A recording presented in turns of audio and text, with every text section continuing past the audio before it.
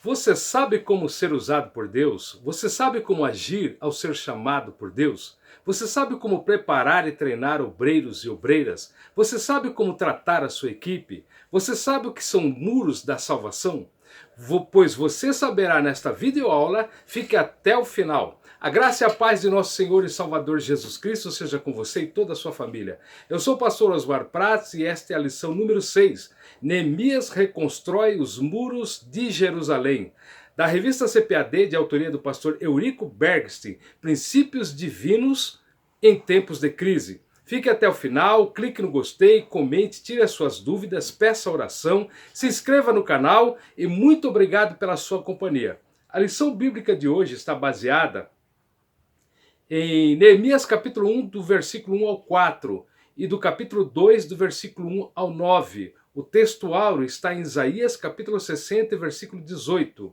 Nunca mais se ouvirá de violência na sua terra, de desolação ou destruição, nos teus termos, mas aos teus muros chamarás salvação, e às tuas portas louvor. Isaías capítulo 60, versículo 18.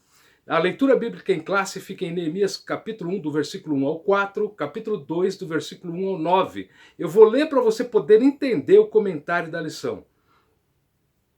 As palavras de Neemias, filho de Recalias, e sucedeu no mês de Quisleu, no ano 20º, estando eu em Suzã, a fortaleza, que veio Anani, um dos meus irmãos, e ele e alguns de Judá, e perguntei-lhes pelos judeus que escaparam e que restaram do cativeiro e acerca de Jerusalém. E disseram-me: os restantes que não foram levados para o cativeiro, lá na província, estão em grande miséria e desprezo, o muro de Jerusalém, fendido, as suas portas queimadas a fogo. E sucedeu que, ouvindo eu estas palavras, assentei-me e chorei e lamentei por alguns dias, e estive jejuando e orando perante o Deus dos céus. Neemias capítulo 2. Sucedeu, pois, no mês de Suzã, no ano 20º do rei Atarxerxes, que estava posto vinho diante dele, e eu tomei o vinho e o dei ao rei, porém nunca antes estivera triste diante dele. E o rei me disse: por que estás triste o teu rosto, pois não está doente? Não é isso senão tristeza de coração? Então temi muito em grande maneira. E disse ao rei: viva o rei para sempre!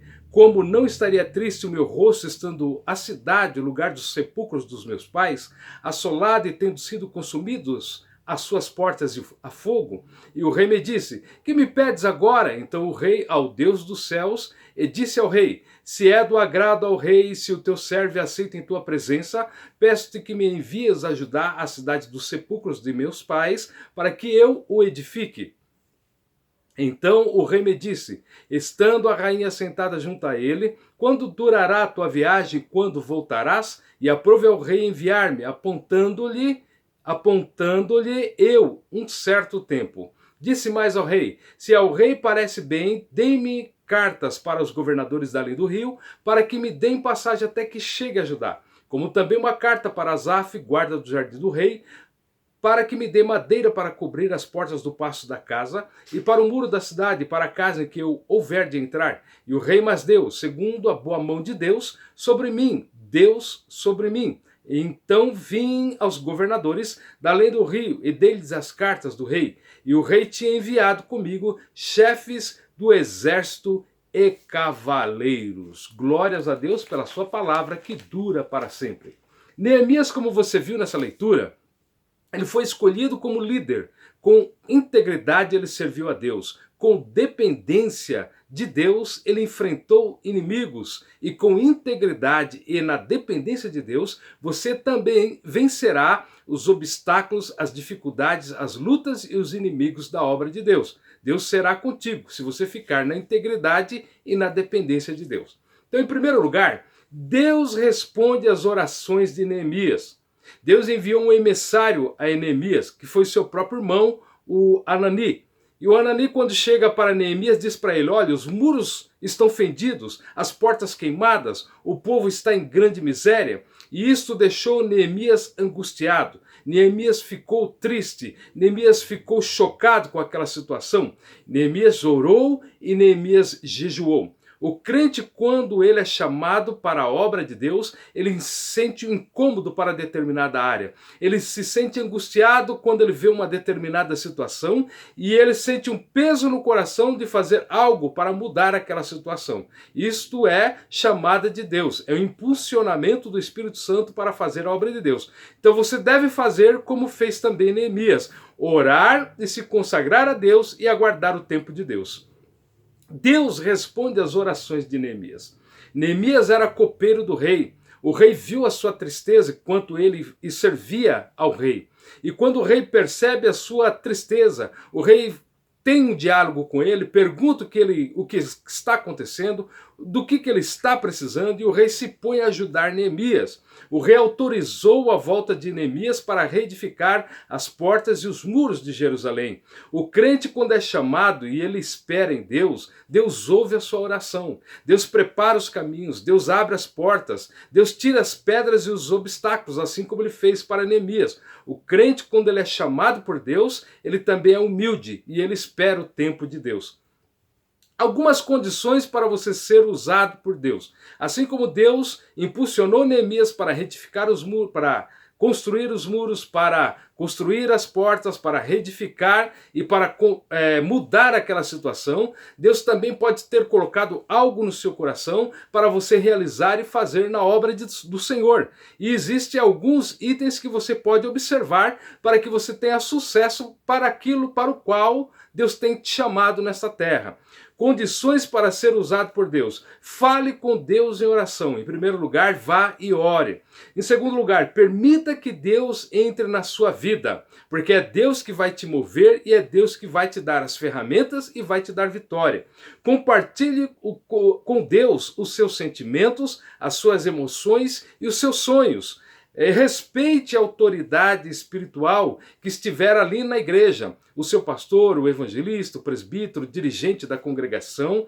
Você fique na dependência de Deus e entre em acordo com ele. E não atropele ninguém e também não force a porta, porque no tempo certo Deus vai te usar da maneira que ele quer. Além do mais, Neemias chegou a Jerusalém. Neemias ele volta para Jerusalém com soldados, né, fazendo segurança para Neemias passar todo aquele caminho, e ele vai levando também alguns materiais, e ele chega em Jerusalém. Quando ele chega em Jerusalém, ele já não foi trabalhando imediatamente. Ele pega algumas pessoas, ele avalia a situação, ele olha como é que estavam as coisas naquele lugar, e Neemias ele vai prestando atenção e Deus vai colocando um plano no seu coração.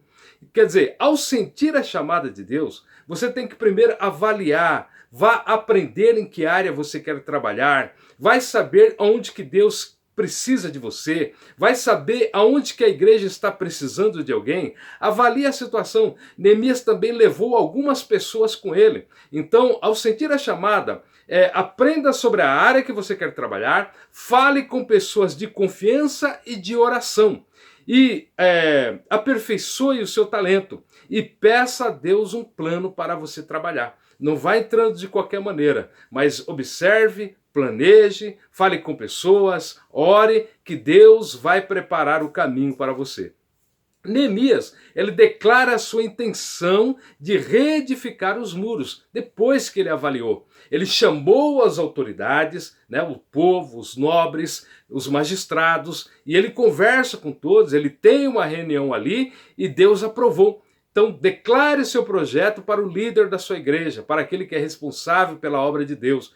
Todos edificaram e todos se esforçaram. Todos fizeram a obra do Senhor. A obra do Senhor foi uma maravilhosa e tudo deu certo, porque ele foi pelos caminhos corretos. Ele não procurou atalho, ele não entrou de sola, ele não puxou o tapete de ninguém, mas ele foi na direção de Deus. Seja assim também quando você sentir a chamada do Senhor para fazer a obra do Senhor. Neemias inicia o levantamento dos muros. Primeiro veja o plano de Neemias. Ele dividiu as tarefas em parte. Ele pega as pessoas, né? Ele pega todas as pessoas e ele dá uma função para cada um. As pessoas edificaram um muro de frente que está da sua porta, de frente à sua casa, de frente à sua moradia. Uns levavam entulhos, outros traziam materiais, os muros cresceram e as roturas desapareceram. Todos trabalharam em conjunto.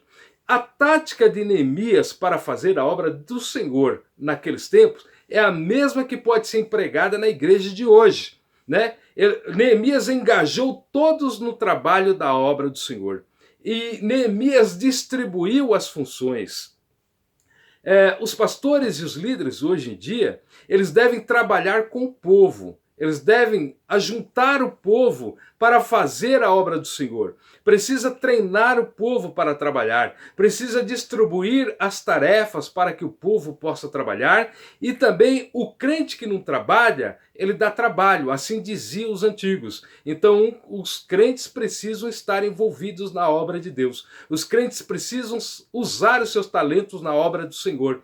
A obra de Deus é um local para os crentes exercitarem os seus talentos, seus dons espirituais e naturais também, em prol do crescimento da obra do Senhor. Como treinar os obreiros nos dias de hoje? Como preparar obreiros nos dias de hoje? Então é necessário que se prepare os obreiros para fazer a obra do Senhor. O povo tem que estar preparado para trabalhar, tem que ter vontade de trabalhar, tem que ser motivado para trabalhar. E os obreiros, os ministros responsáveis pela igreja, precisam preparar esse povo para trabalhar. Precisa dar ferramentas para que esse povo trabalhe.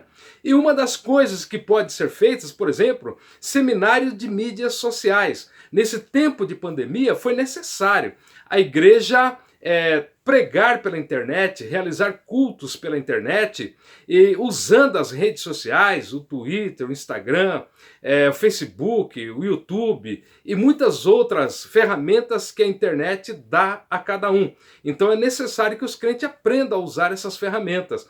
Também pode fazer seminário de evangelismo, seminário de discipulado, seminário de oração, seminário de louvor, seminário de santidade, seminários de doutrinas básicas da fé, seminário para casais, seminário para os jovens, seminário para mulheres, seminário para os obreiros e para as obreiras. O pastor, ele não tem que saber tudo, apesar de que o pastor ele tem conhecimento bíblico, tem conhecimento teológico, mas ele não precisa ser aprofundado em todas as coisas, porque existem outros irmãos, pastores, evangelistas, presbíteros, evangelistas, irmãos que são profundos em diversas áreas do saber teológico que poderão estar ajudando a treinar a igreja do Senhor. É só buscar que os irmãos encontram. Preparando a igreja, a obra do Senhor será feita com qualidade. O levantamento dos muros provocou também oposição. Não foi tão fácil assim as coisas. Tobias e Sambalate, que são símbolos dos opositores da obra do Senhor, se levantaram contra a obra de Deus, tentaram embargar a obra do Senhor, tentaram travar a obra do Senhor de todas as maneiras possíveis. Porém, Neemias e os obreiros venceram todos os obstáculos. Neemias e os seus obreiros conseguiram deixar Tobias e Sambalate para trás. O trabalho foi concluído e a obra foi realizada. Na obra de Deus, há flores, mas também há espinhos. Você vai encontrar um caminho, às vezes, sem pedras, sem obstáculos, sem buracos e fluir tudo muito bem. Porém, de vez em quando você encontrará dificuldades, encontrará embates, encontrará barreiras, encontrará pedras pelo caminho. Porém, Neemias e os seus obreiros venceram pela oração e com medidas de segurança. Eles trabalhavam armados fazendo a obra do Senhor.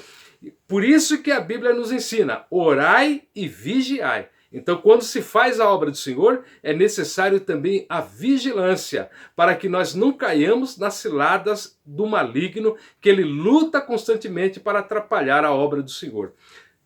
Ore pela sua equipe de trabalho, motive a sua equipe de trabalho, congratule-se com a sua equipe de trabalho. Quer dizer o quê? Você deve estar sempre em oração por aqueles que estão trabalhando junto com você. E segundo, você tem que sempre motivá-los, dar uma palavra de esperança, uma palavra de encorajamento, uma palavra de exortação, de consolação, de edificação, para que eles sempre estejam alimentados pela palavra do Senhor. E você tem que se congratular com eles, você tem que ter um momento de se alegrar com eles, um momento onde vocês comam juntos, bebam juntos, orem juntos, louvem juntos, que isso é muito bom para a união do grupo que está trabalhando na obra do Senhor. O muro foi solenemente inaugurado. Eles fizeram uma grande solenidade. Convocaram os levitas, houve louvor com muita alegria, com ao saltério, com alaúdes, com harpa. Os levitas e os sacerdotes se santificaram para aquela obra. As festas cristãs, ela tem que ter muita alegria. As festas cristãs, ela precisa ter muita comunhão também. E as festas cristãs precisam de música, louvor e adoração. E as festas cristãs também precisam de ordem. As festas cristãs precisam também de decência. E as festas cristãs precisam também de pureza. Então os crentes precisam chorar com os que choram, mas também precisam se alegrar com aqueles que se alegram. Enquanto a obra do Senhor é realizada, nós adoramos ao Senhor e damos ação de graças ao Senhor, pela oportunidade de trabalhar na sua obra e pela oportunidade de ver a obra do Senhor crescer.